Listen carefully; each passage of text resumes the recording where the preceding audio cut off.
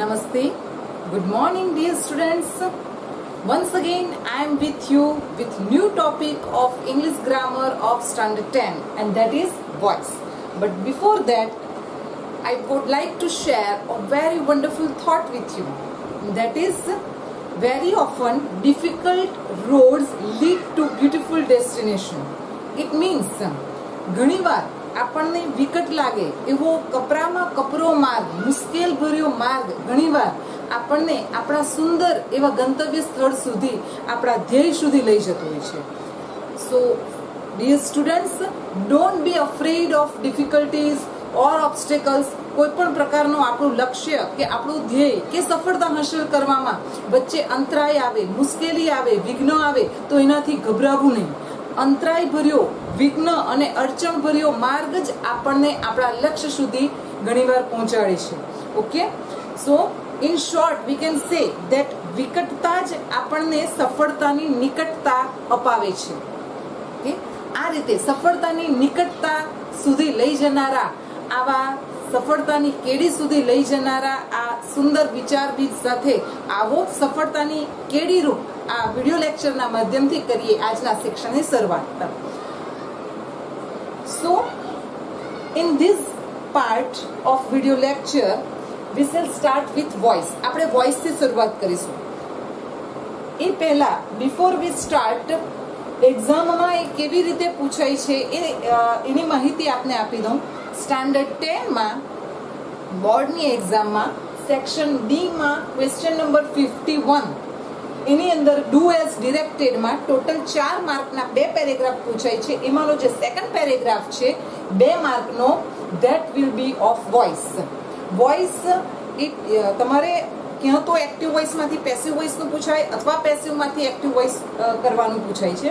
Okay, તો let's gate started. Okay, first of all voice. there are two types of voice. બે પ્રકારના voice છે, active voice અને passive voice. તો સૌથી પહેલા તો આપણે what is active voice and what is passive voice એની સમજ મેળવીએ. Active, see word itself is very suggestive.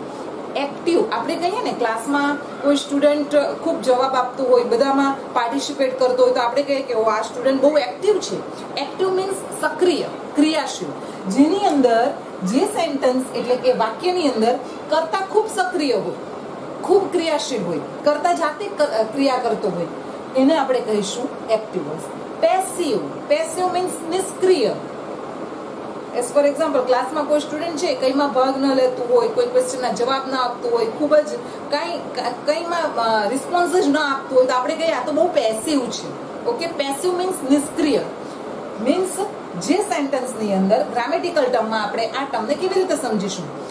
જે સેન્ટેન્સમાં એટલે કે વાક્યમાં કર્તા ખૂબ પેસિવ હોય, કર્તા કંઈ કરે જ નહીં, કર્તા કોઈ કામ જ ના કરે, કર્તા જાતે ક્રિયા ન કરતો હોય, એ સેન્ટેન્સને આપણે પેસિવ વોઇસ કહીશું. Let's understand this through example. Here I have written 2 examples. Raghu eats an apple. આ એક સેન્ટેન્સ છે. ઓકે, આ સેન્ટેન્સનું આપણે ગુજરાતી કરીએ તો રઘુ એપલ ખાય છે. અહીં અવર સબ્જેક્ટ એટલે કર્તા, કર્તા રઘુ છે. ખાવાની ક્રિયા રઘુ જાતે કરે છે, કર્તા સક્રિય છે, કર્તા જાતે ક્રિયા કરે છે, એક્ટિવ છે. That's Y this is our active voice. This is the sentence of active voice. Okay, let's have a look on the second sentence. An apple is eaten by Raghu. Meaning of both the sentence is the same. બંને sentence નો meaning same છે, પણ આની અંદર second સેન્ટેન્સમાં કરતા આપણો Apple છે. હવે આપણે જે ખાવાની ક્રિયા છે એ એપલ નથી કરતું. ખાવાની ક્રિયા તો બીજા દ્વારા થાય છે, કર્તા દ્વારા ક્રિયા નથી થતી. અહીં કર્તા કોઈ ક્રિયા કરતું નથી, કર્તા પેસિવ છે, કર્તા નિષ્ક્રિય છે. That's Y this is passive voice. Okay, is the concept clear? I hope active અને પેસિવ અંગેનો કન્સેપ્ટ ક્લિયર થઈ ગયો હશે તમારા મનમાં. ઓકે, છતાં બીજા ઘણા બધા આપણે એક્ઝામ્પલ્સ જોઈશું. ઓકે, એટલે આ કન્સેપ્ટ વધારે સરળતાથી તમારા માઇન્ડમાં ક્લિયર થઈ જશે. હવે આપણે કોઈ રેસીપી બનાવવી હોય, મમ્મીએ ઘરે કંઈક આઈટમ બનાવવી હોય, તો કોઈ પણ ડિશ બનાવવી હોય, આઈટમ બનાવવી હોય, તો તે પેલા એના ઇન્ગ્રીડિયન્ટ્સ એટલે એની અંદર જે વાપરવાની બધી કાચી સામગ્રી હોય તે ભેગી કરે, બરાબર. તો એવી જ રીતે અહીં આપણે વોઇસ કેવી રીતે એક વોઇસમાંથી બીજા વોઇસમાં ટ્રાન્સફોર્મ થાય એ સમજતા પહેલા બેઝિક ઇન્ગ્રીડિયન્ટ્સ, બેઝિક અમુક વસ્તુઓની, અમુક નિયમની પાયાની સમજ કેળવવી જરૂરી છે. Okay, from the very basic level I will try to teach you so that you can understand this. સૌથી પહેલા તો કર્તા અને ક્રિયાપદ અંગેની પાયાની સમજ આપણા મનમાં ક્લિયર હોવી જોઈએ. ઓકે, વિધાન વાક્ય, પ્રશ્ન વાક્ય, એમાં વિધાન વાક્યમાં કર્તા ક્યાં છે આપણને શોધતા આવડવું જોઈએ, ક્રિયાપદ ક્યાં છે એ શોધતા આવડવું જોઈએ. then we can transform one voice into another. Okay, હવે આ વિધાન વાક્ય એટલે બધાને ખબર છે. વિધાન વાક્ય એટલે એકદમ સાદામાં સાદી ટ્રીક કહું તો લાસ્ટમાં ફૂલ પોઈન્ટ આવે, અને વધારે એને સરળતાથી કહું તો કર્તાથી શરૂઆત થાય. ઓકે, વિધાન વાક્યમાં કર્તાને અંગ્રેજીમાં સબ્જેક્ટ કહેવાય અને ક્રિયાપદને અંગ્રેજીમાં વર્બ કહેવાય. વિધાન વાક્યમાં કર્તા વાક્યની શરૂઆતમાં આવશે. વિધાન વાક્ય ફૂલ પોઈન્ટ વાળું વાક્ય, એમાં વાક્યની શરૂઆતમાં પહેલા નંબરે જે દેખાય ધેટ ઇઝ યોર કર્તા, સબ્જેક્ટ. ઓકે, વિધાન વાક્યમાં કર્તા પછી બીજા નંબરે જે દેખાય ધેટ ઇઝ યોર વર્બ. વિધાન વાક્યની વાત કરીએ છીએ. Okay, let's understand this through one example. Rahul eats an apple. લાસ્ટમાં એન એપલ, લાસ્ટમાં ફૂલ પોઈન્ટ છે, સો ધીસ ઇઝ એસર્ટિવ એટલે કે વિધાન વાક્ય છે, એસર્ટિવ સેન્ટેન્સ છે. વિધાન વાક્યમાં શરૂઆતમાં જે હોય તે કર્તા કહેવાશે. એટલે અહીં આપણે શરૂઆતમાં પહેલા નંબરે આવ્યું કર્તા, આપણે એસ લખીશું કર્તા માટે સબ્જેક્ટ.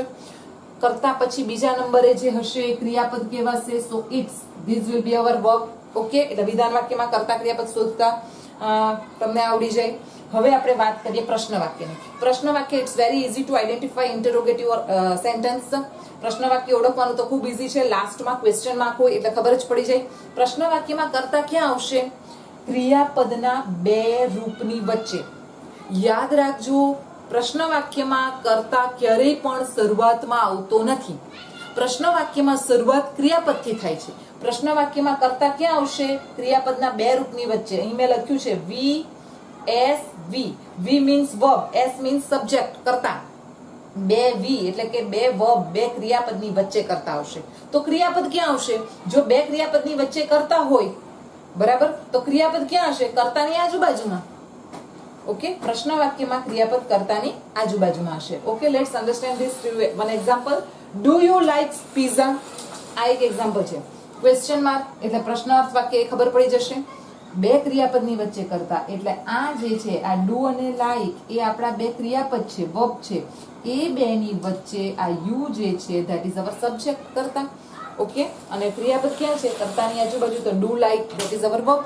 ઓકે, હવે નકાર વાક્ય, નેગેટિવ સેન્ટેન્સ. તો નકાર વાક્ય એ પણ આમ જોવા જઈએ તો વિધાન વાક્યનો જ એક પ્રકાર છે. નકાર વાક્ય નેગેશન. Negation means not. જે સેન્ટેન્સમાં નોટ વપરાયું હોય, the sentence that ડિનોટ્સ negative meaning, it is called negative sentence. તો નકાર વાક્યમાં કર્તા ક્યાં હશે? શરૂઆતમાં. ઓકે, અને નકાર વાક્યમાં નોટ ક્યાં આવશે? તો કે ક્રિયાપદના બે રૂપની વચ્ચે. એટલે ક્રિયાપદ ક્યાં આવશે? નોટની આજુબાજુ. આપણે સેન્ટેન્સ એક્ઝામ્પલ જોશું એટલે વધારે ખ્યાલ આવશે.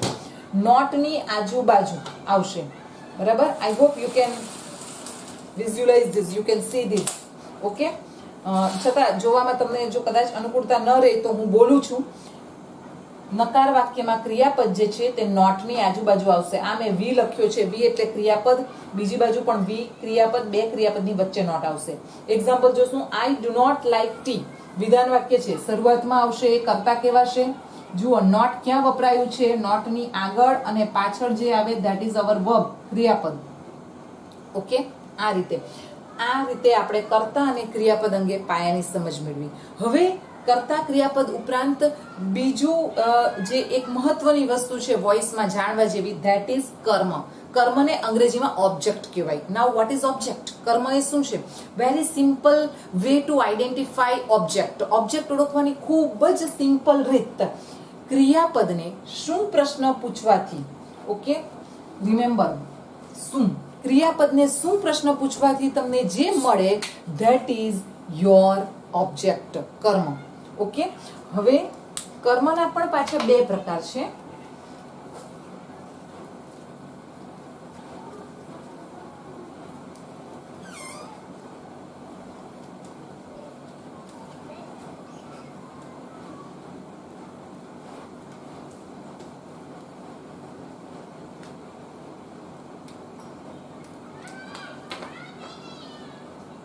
કર્મ ઓબ્જેક્ટ એના પણ બે પ્રકાર છે. એક થશે મુખ્ય કર્મ, in English you can know it as main object, અને ગૌણ કર્મ. ગૌણ કર્મ મીન્સ સબોર્ડિનેટ ઓબ્જેક્ટ.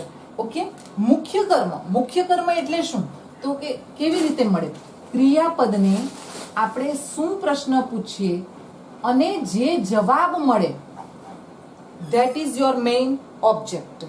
ઓકે, આપણે એક્ઝામ્પલ દ્વારા આ વસ્તુ સમજીએ. I will right one example. She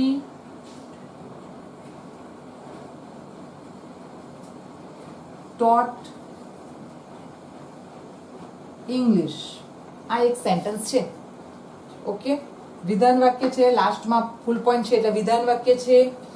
okay, શરૂઆતમાં કરતા, બીજા નંબરે આવે છે ક્રિયાપદ એટલે કે વર્બ. ક્રિયાપદને શુંથી પ્રશ્ન પૂછો. What did she teach? એને શું શીખવ્યું? શું શીખવ્યું? તો આન્સર મળે છે English. So English will be our object. Okay, એટલે મુખ્ય કર્મ શું તો આવડી ગયું. ક્રિયાપદને શું પ્રશ્ન પૂછવાથી ધીસ વર્ડ ઇઝ ઇમ્પોર્ટન્ટ. શું પ્રશ્ન પૂછવાથી હવે જે મળે that is your main object. હવે ગૌણ કર્મ. ગૌણ કર્મ એટલે શું? તો કે ક્રિયાપદ જે છે એને તમે કોનેથી પ્રશ્ન પૂછો. whom, કોને મીન્સ ઇન ઇંગ્લિશ whom થી પ્રશ્ન પૂછો અને the answer which you get, અને તમને જે જવાબ મળે that is your subordinate object. એ તમારું ગૌણ કર્મ. Let's understand this through one example.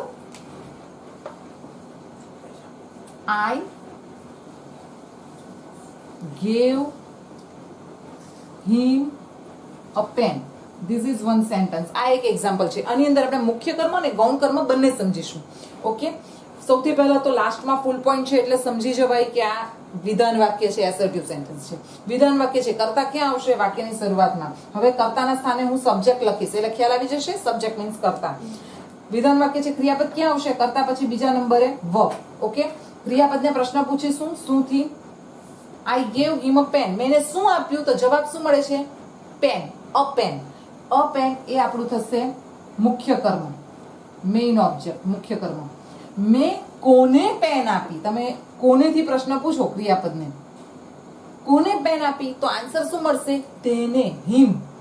તો હિમ એ જે છે એ આપણું ગૌણ કર્મ થશે. Okay, I hope this is clear to you. હવે આમ કરતા, કર્મ, ક્રિયાપદ, આ ત્રણ વાત, આ ત્રણ બેઝિક પાયાની બાબત આપણા મગજમાં ખૂબ જ સારી રીતે ક્લિયર હોવી જોઈએ. ઓકે, એટલે વોઇસ સમજવામાં ખૂબ સરળતા રહે.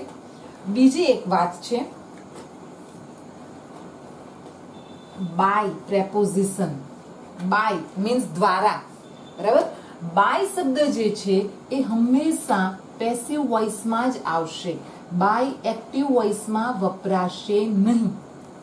ઓકે, બીજી વાત બાય માટે ધ્યાનમાં રાખવી કે બાય પછી હંમેશા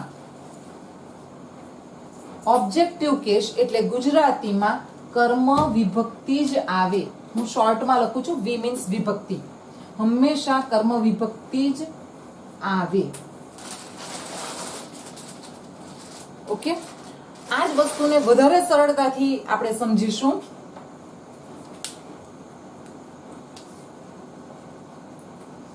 active voice, passive voice. As for example, active વોઇસમાં સોરી, આપણે પહેલા પેસિવ વોઇસની રીતે સમજીશું.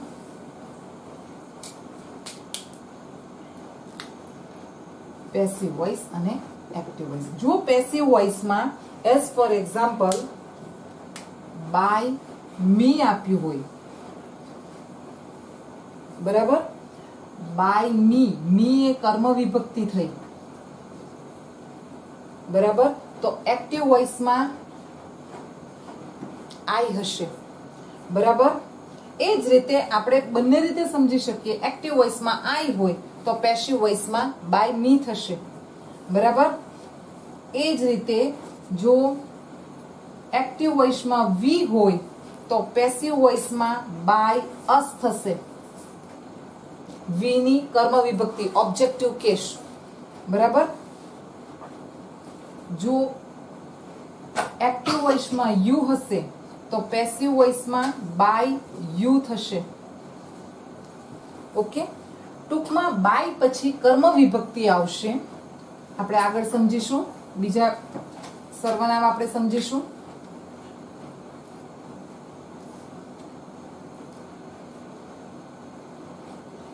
જો એક્ટિવ વોઇસમાં હી હશે કર્તા તરીકે તો પેસિવ વોઇસમાં બાય પછી હી ની કર્મ વિભક્તિ હિમ આવશે. જો એક્ટિવ વોઇસમાં કર્તા તરીકે શી હશે તો પેસિવ વોઇસમાં બાય પછી શી ની કર્મ વિભક્તિ હર આવશે. જો એક્ટિવ વોઇસમાં ધે હશે તો બાય પછી ધે ની કર્મ વિભક્તિ ધેમ આવશે. ઓકે. ટૂંકમાં આપણે બે વસ્તુ યાદ રાખવી કે બાય જે છે, બાય ઇન્ડી એ હંમેશા પેસિવ વોઇસમાં આવશે. બાય આવે એટલે પેસિવ વોઇસનું જ વાક્ય હશે અને બાય પછી હંમેશા કર્મ વિભક્તિ જ આવે. આ વસ્તુ આપણે ધ્યાનમાં રાખીશું. હવે એક્ટિવમાંથી પેસિવમાં કેવી રીતે ચેન્જ થાય એ જોતા પહેલા પેસિવ વોઇસના ક્રિયાપદ કેવી રીતે એનું ફોર્મેશન થાય એ વિશેની સમજ મેળવીએ.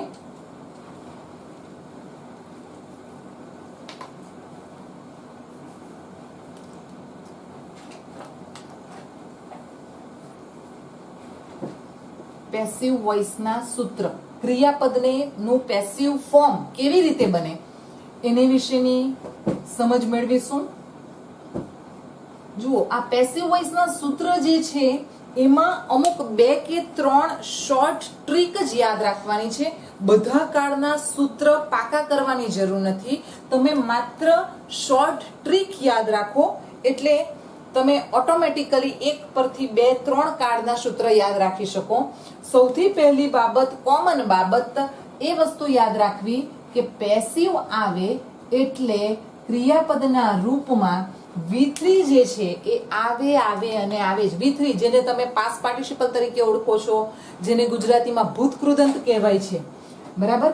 પેસિવ આવે એટલે V3 આવે અને આવે જ. No matter what the tense is. ગમે તે કાળ હોય, પછી સાદો વર્તમાન કાળ હોય, ચાલુ કાળ હોય, પૂર્ણ વર્તમાન કાળ હોય, ભવિષ્ય કાળ હોય, ઇન એની ટેન્સ પેસિવ વાક્ય બનાવવાનું છે, પેસિવનું ક્રિયાપદ બનાવવાનું છે એટલે V3 આવે, પાસ્ટ પાર્ટિસિપલ આવે જ. ઓકે. આ વસ્તુ આપણે ધ્યાનમાં રાખીશું. હવે શોર્ટમાં આપણે સમજીશું એક્ટિવ વોઇસ, પેસિવ વોઇસ. પહેલા આપણે સાદો કાળ આપણે સમજીશું. સાદો કાળ તો સાદો વર્તમાન કાળ, સાદો ભૂતકાળ, સાદો ભવિષ્યકાળ. તો સાદો કાળ એટલે એક્ટિવ વોઇસમાં SKES આવશે. તો પેસિવ વોઇસમાં ટુ બી ના વર્તમાન કાળના રૂપ આવશે. સાદો વર્તમાન કાળની આપણે વાત કરીએ. બરાબર. તો ટુ બી ના વર્તમાન કાળના રૂપ એટલે આવશે એમ, ઇઝ અને આર. અને બીજું પેસિવ બનાવવાનું છે એટલે V3 તો આવે અને આવે જ. બરાબર. ફરીથી સમજો, પેસિવ છે એટલે તમારે એક વસ્તુ તો મગજમાં રાખવી જ કે V3 તો આવશે જ. અને સાદો વર્તમાન કાળ છે એટલે ટુ બી ના વર્તમાન કાળના રૂપ એમ, ઇઝ, આર આવશે. હવે આ વસ્તુને સમજવા માટે એક ચાર્ટ મેં બનાવ્યો છે. બરાબર. આ ટાઈપનો formulas of passive voice. I hope you can see. તમે જોઈ શકો છો. બરાબર. આ પ્રમાણેનો ચાર્ટ તમે પણ બનાવી શકો. બરાબર. પહેલા આપણે આ સૂત્ર જે છે તે હું તમને બોર્ડ ઉપર એક્સપ્લેન કરું, પછી આ ચાર્ટ આપણે સમજીએ. બરાબર. હવે સાદા ભૂતકાળની વાત લઈએ તો સાદો ભૂતકાળ એટલે પાસ્ટ ફોર્મ ઓફ વર્બ. ભૂતકાળનું રૂપ આવશે આની અંદર. ભૂતકાળનું રૂપ આવશે. પેસિવ વોઇસ બનાવવાનું છે એટલે એક વસ્તુ નક્કી છે, V3 તો આવશે જ. અને એની આગળ ટુ બી ના ભૂતકાળના રૂપ. ટુ બી ના ભૂતકાળના રૂપ means was, or were, according to our subject. કરતા પ્રમાણે વોઝ કે વેર બેમાંથી સિલેક્ટ કરવાનું. પછી આપણે વાત કરીએ સાદા ભવિષ્યકાળની. સાદો ભવિષ્યકાળ એટલે આપણે ઇન અવર પ્રીવિયસ પાર્ટ, આપણે આગળના પાર્ટ જોયા તેની અંદર ટેન્સ શીખ્યા, તો એની અંદર શોર્ટ ટ્રિક્સ બતાવી હતી કે ભવિષ્ય એટલે શેલ કે વિલ આવે એટલે ભવિષ્યકાળ સમજવાનો. એક્ટિવ વોઇસમાં શેલ કે વિલ પછી હંમેશા V1 આવશે. V1 એટલે ફરી પાછી એકવાર સમજ આપી દઉં કે S, ES, ED, ING કાંઈ ન લાગ્યું હોય તે original form of the verb. Okay, એનું પેસિવ બનાવવાનું હોય તો એક વસ્તુ તો નક્કી જ છે આપણે કે V3 તો આવશે જ. બરાબર. હવે બીજી વાત, જ્યારે આપણે સાદા ભવિષ્યકાળની વાત કરીએ છીએ ત્યારે વચ્ચે બી આવશે. બરાબર. અને પછી આગળ શેલ ઓર વિલ આવશે. બરાબર. આ વસ્તુ આપણે ધ્યાનમાં રાખીશું. બરાબર. Shall or will plus be plus V3. કેમ બી આવે છે એની સમજ તમને આપું. આપણો નિયમ છે કે ગમે તે કાળ હોય પેસિવ આવે એટલે V3 તો આવે જ. V3 આપણે મૂકી દીધું. અને ભવિષ્યકાળ એટલે સેલવિલ પણ આવે. હવે સેલવિલ ની સાથે તો V1 આવવું જોઈએ, પણ પાછું પેસિવ છે એટલે V3 તો મુકાવવું જ જોઈએ, એટલે વચ્ચે બી મૂકી દીધું. ઓકે, આ રીતે આપણે સમજી શકીએ. આ થયા સાદા કાળના સૂત્ર. હવે આપણે ચાલુ કાળ વિશે સમજૂતી મેળવીશું. Continuous tense. હવે આ ચાલુ કાળમાં આપણે એક વસ્તુ યાદ રાખીશું કે ચાલુ કાળ એટલે કે કન્ટિન્યુઅસ ટેન્સ હોય, પછી એ ચાલુ વર્તમાન કાળ હોય કે ચાલુ ભૂતકાળ હોય. ચાલુ કાળ હોય અને પેસિવ વોઇસ બનાવવાનું હોય તો વચ્ચે બીઈંગ શબ્દ આવે અને આવે જ. આ એક કોમન પાયાની બાબત આપણે યાદ રાખીશું. ફરીથી બોલું છું. ચાલુ કાળ હોય અને પેસિવ બનાવવાનું હોય તો વચ્ચે બીઈંગ આવશે જ. આપણે સૂત્ર જોઈએ એટલે આ વસ્તુ વધારે ક્લિયર થશે. પહેલા તો એક્ટિવ વોઇસમાં ચાલુ કાળ આપણે ચાલુ વર્તમાન કાળ સમજીએ. બરાબર. તો ચાલુ વર્તમાન કાળ સાથે સાથે તમને કાળ કેવી રીતે આઈડેન્ટિફાઈ કરવા એ પણ આપણે આગળના પાર્ટમાં જોયું જ છે, પણ છતાં એકવાર સમજાવી દઉં. ચાલુ કાળ આવે ને એટલે ING વાળો કાળ, એમ સાદી રીતે સમજવાનું. બરાબર. ING આવે ઇટ મીન્સ કન્ટિન્યુઅસ ટેન્સ.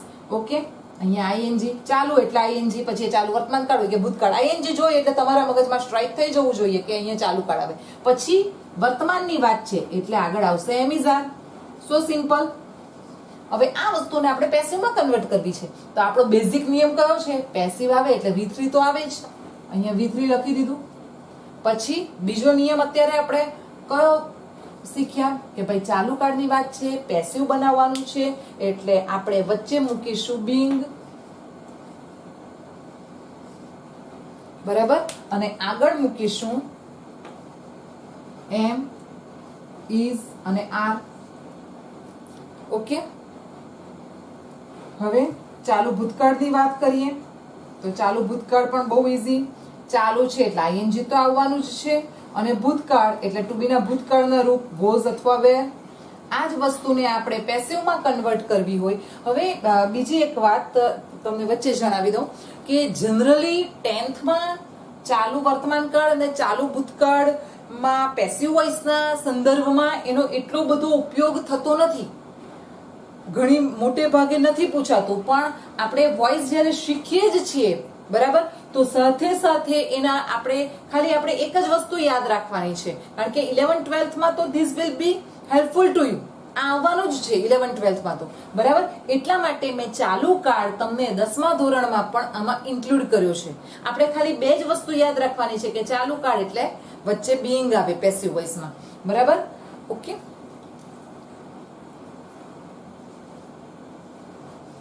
ચાલુ કાળ પેસિવ વોઇસ નું બનાવવું છે, આપણે V3 તો લખી જ દેશું. અને ચાલુ કાળ એટલે હમણાં જ આપણે શીખ્યા કે વચ્ચે બીઈંગ આવે પેસિવમાં, અને આગળ ભૂતકાળ એટલે વોઝ વેર. ઓકે. આ જ રીતે ચાલુ ભવિષ્યકાળમાં પણ થાય. બરાબર. પણ ચાલુ ભવિષ્યકાળનો એટલો બધો યુઝ 10th માં નથી, અને 11th 12th માં પણ ચાલુ ભવિષ્યકાળ બહુ ઓછું પૂછાય છે. That's why we are not discussing that in detail right now. Okay. હવે પૂર્ણકાળની વાત કરીએ. એક વસ્તુ જોજો, બરાબર. આગળ પણ પેલા 3 કાળના સૂત્ર લખ્યા, અહીં પણ લાસ્ટમાં બધામાં શું આવશે? V3. આ વસ્તુ આપણે ધ્યાનમાં રાખીશું. પૂર્ણકાળની વાત કરીએ. પૂર્ણકાળ means perfect tenses. Perfect tense પૂર્ણ વર્તમાન કાળ. પ્રેઝન્ટ પરફેક્ટ ટેન્સ ની વાત કરીએ તો એક્ટિવ વોઇસમાં પ્રેઝન્ટ પરફેક્ટ એટલે has oblique have plus V3. Has have વાળો કાળ સાદી ભાષામાં તમારે શીખવું હોય તો હેઝ હેવ વાળો કાળ એટલે પૂર્ણ વર્તમાન કાળ. આનું પેસિવ બનાવવું હોય તો એ પહેલા આપણે બીજી એક બેઝિક બાબત યાદ રાખવી જોઈએ, અને એ છે કે પૂર્ણકાળ હોય અને તમારે પૂર્ણકાળ પછી એ પૂર્ણ વર્તમાન કાળ હોય કે પૂર્ણ ભૂતકાળ હોય અને પેસિવ બનાવવાનું થાય તો તમારે વચ્ચે બીન અવશ્ય લખવું. બરાબર. આ તમારે બેઝિક બાબત યાદ રાખવી. આના ઉપરથી તમને પેસિવ વોઇસના ક્રિયાપદના સૂત્ર યાદ રાખવામાં ખૂબ ઈઝી રહેશે. બરાબર. હવે આપણે આ પેસિવ વોઇસનું સૂત્ર બનાવવું હોય તો ગોખવાની કે એને મગઅપ કરવાની જરૂર નથી. Just remember the trick. બરાબર. પેસિવ છે એટલે છેલ્લે ખબર જ છે V3 લખી જ દેવું. પૂર્ણકાળ અને પેસિવ એટલે વચ્ચે આપણે શું લખી દઈશું? બીન લખી દઈશું. અને પૂર્ણ વર્તમાન કાળ છે એટલે આગળ હેઝ ઓર હેવ. ઓકે. એ જ રીતે આપણે પૂર્ણ ભૂતકાળ સમજીએ. પૂર્ણ ભૂતકાળ મીન્સ હેડ વાળો કાળ. Had plus V3. હવે આ જ વસ્તુને આપણે પેસિવમાં કન્વર્ટ કરવી હોય, પેસિવ વોઇસનું પૂર્ણ ભૂતકાળનું રૂપ જો આપણે કરવું હોય તો પહેલું તો ક્લિયર જ છે, ગમે તે કાળ હોય તમારે પેસિવ વોઇસનું ક્રિયાપદનું રૂપ બનાવવું હોય તો V3 તો લખી જ દેવું. હમણાં જ આપણે શીખ્યા કે ભાઈ પૂર્ણકાળની વાત કરીએ અને પેસિવ બનાવવાનું હોય તો વચ્ચે બીન લખી દેવું અને આગળ હેડ. બરાબર. હવે આપણે મોડલ ઓક્ઝિલરી ની વાત કરીએ. મોડલ ઓક્ઝિલરી એટલે સહાયકારી ક્રિયાપદ, જેને આપણે હેલ્પિંગ વર્બ્સ કહીએ છીએ. બરાબર. મોડલ ઓક્ઝિલરી તમને વધારે સરળતાથી સમજાવું તો can, could, may, might, should, would, ought to, must આ બધા મોડલ ઓક્ઝિલરી કહેવાય. હવે મોડલ ઓક્ઝિલરી એક્ટિવ વોઇસમાં વપરાય તો મોડલ ઓક્ઝિલરી પછી હંમેશા V1 આવે. બરાબર. આ જ વસ્તુને આપણે પેસિવમાં ફેરવવી હોય તો એક વસ્તુ તો ક્લિયર જ છે. હવે એ તો તમારા મગજમાં બરાબર ક્લિયર થઈ જવું જોઈએ. પાયાની બેઝિક બાબત કે આપણે પેસિવ બનાવવાનું છે એટલે V3 તો લખી જ દેવું. બરાબર. એની આગળ આવશે પેસિવમાં બી અને આગળ આવશે મોડલ ઓક્ઝિલરી. અહીંયા મોડલ ઓક્ઝિલરી કે can, could, may, might, should, would ગમે તે આવી શકે. Okay. So in this way we can remember the formulas of verb forms of passive voice. Passive voice ના સૂત્ર આપણે આ રીતે પાકા કરી શકીએ. બધા કાળના સૂત્ર મગઅપ કરવાની, પાકા કરવાની એક ટ્રીક છે. બધા તમે ખાલી 2 કે 3 જ આ બાબત યાદ રાખશો તો એના ઉપરથી તમે 9 કાળના સૂત્ર ઇઝીલી તમે યાદ રાખી શકશો. સૌથી પહેલું તો ગમે તે કાળ હોય, તમે જ્યારે પેસિવ વોઇસનો જ્યારે ક્વેશ્ચન એટેન્ડ કરો અથવા કોઈ ક્રિયાપદના વિશે લખવાનું થાય ત્યારે યાદ રાખવું કે પેસિવ વોઇસ આવે એનું ક્રિયાપદ લખવાનું થાય એટલે V3 તો લાસ્ટમાં આવે અને આવે જ. બરાબર. આ એક વસ્તુ યાદ રાખીશું. પછી સાદો કાળ હોય. બરાબર. સાદો કાળ એટલે સાદો વર્તમાન કાળ, સાદો ભૂતકાળ. બરાબર. સાદો કાળ હોય તો V3 અને આગળ ટુ બી ના ફોર્મ્સ. વર્તમાન હોય તો એમિઝાર લેશું, ભૂતકાળ હોય તો વોઝ વેર લેશું. બરાબર. બીજી વાત ચાલુ કાળ. ચાલુ કાળ હોય, ચાલુ કાળ એટલે ચાલુ વર્તમાન કે ચાલુ ભૂતકાળ. વધારે સાદી ભાષામાં સમજાવું તો ચાલુ કાળ એટલે ING વાળો કાળ. બરાબર. અહીંયા તમે લખી શકો ING વાળો કાળ. ચાલુ કાળ હોય, ING વાળો કાળ હોય ને પેસિવ બનાવવાનું હોય તો વચ્ચે બીંગ તો લખી જ દેવું. બરાબર. પછી વાત કરીએ પૂર્ણકાળ. પૂર્ણકાળ એટલે આપણે જોયું પ્રેઝન્ટ પરફેક્ટ એટલે પૂર્ણ વર્તમાન કે પૂર્ણ ભૂતકાળ ગમે તે હોય. પૂર્ણકાળ આવે ને પેસિવ બનાવવાનું હોય એટલે વચ્ચે બીન તો લખી જ દેવું. બરાબર. હવે આ ચાર્ટની હું વાત કરતી હતી. તમે આ બધા સૂત્ર તમને એક સાથે યાદ રહી શકે એટલા માટે આ પ્રકારનો એક, અને મેમરી ચાર્ટ આપણે કહી શકીએ, આ પ્રકારનો એક ચાર્ટ તમે બનાવી શકો. બરાબર.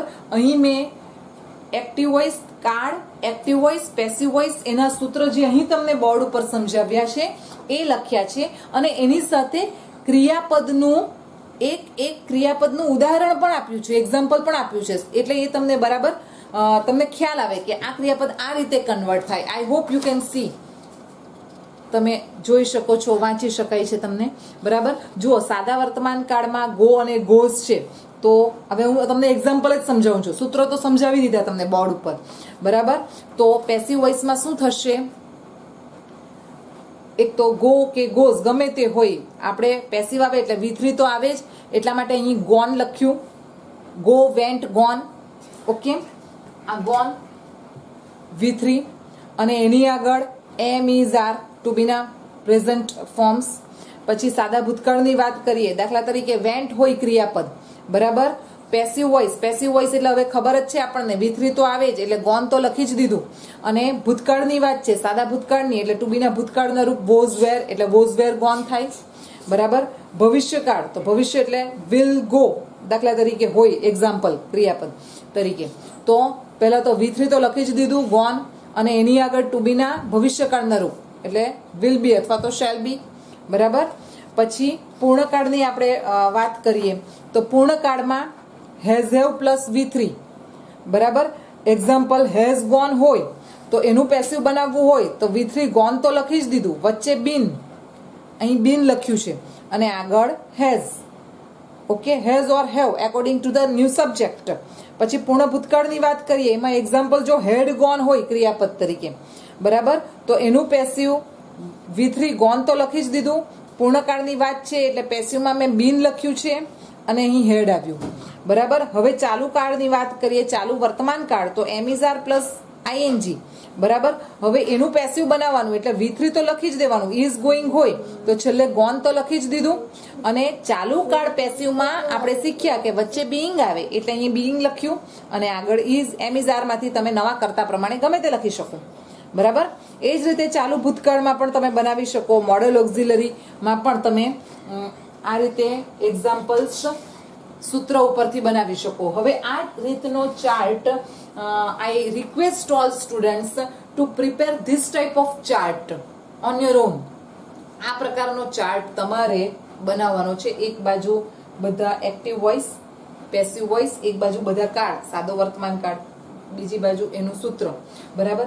એ રીતે એક સરસ મજાનો ચાર્ટ બનાવીને તમારે તમારા સ્ટડી રૂમમાં તમે એક વોલ ઉપર સ્ટીક કરી દો, એટલે વારંવાર, અને તેની અંદર તમે આ 3 બાબતો, આ જે રીતે મેં બ્લોકમાં લખ્યું છે એ રીતે આ 3 બાબતો એની અંદર એડ કરી દેવી.